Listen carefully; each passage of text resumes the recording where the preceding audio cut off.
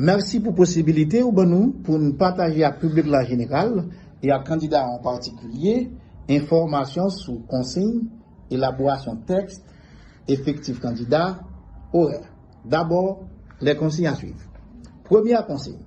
Tout candidat surpris en flagrant délit de fraude ou ayant un comportement répréhensible verra sa copie annulée et sera invité à laisser le local après qu'un procès verbal aura été dressé. Le candidat fautif ne pourra pas participer aux examens pour une durée minimale de 2 ans. Deuxième consigne. Aucun candidat ne peut pénétrer dans un centre d'examen avec une arme, quelle que soit sa nature. Troisième consigne. Le port de l'uniforme est obligatoire pendant la passation des épreuves, sauf pour les recalés. Quatrième consigne. L'usage des calculatrices programmables et de tout autre appareil de communication est formellement interdit. Cinquième consigne. Les téléphones cellulaires sont formellement interdits dans les centres d'examen, sauf pour les responsables au besoin. Ainsi, l'usage du téléphone est interdit pour les surveillants et les superviseurs. Sixième consigne. Tout candidat surpris en flagrant délit de fraude avec un téléphone cellulaire sera éliminé. Septième consigne. Toute personne surprise en flagrant délit de fraude aux abords et ou dans les centres d'examen sera mise aux arrêts et remise aux autorités judiciaires pour les suites légales. Huitième conseil, il est interdit aux agents préposés à la sécurité des centres d'examen de pénétrer dans les salles d'examen. Neuvième consigne, personne ne peut avoir accès à un centre d'examen sans une autorisation spéciale des autorités centrales, ministre, directeur général d'une ex-direction départementale. Et nous profitons pour demander tout participant, à tout candidat, pour respecter les consignes que l'autorité sanitaire nous pour nous éviter de frapper COVID-19 là. À savoir respect des paramètres de distanciation, laver mains et puis mettez masque.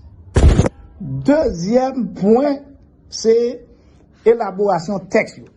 Nous voulons assurer aux candidats que texte est fait selon le programme minima et aussi selon ça qui est dans sa classe. Il n'y a pas de pour inquiéter du tout de ça. A fait très difficile, très difficile.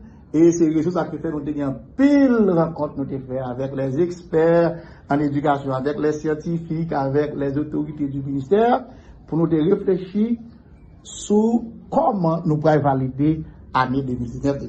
Et c'est comme ça, nous devons aboutir avec le programme minima, nous te mettons à disposition tout candidat des formations en ligne, et nous faisons pour tout candidat aussi des cours de rattrapage. Et nous profitons pour nous dire, pas aucune inquiétude, évaluation va le faire selon ça dans cette classe-là.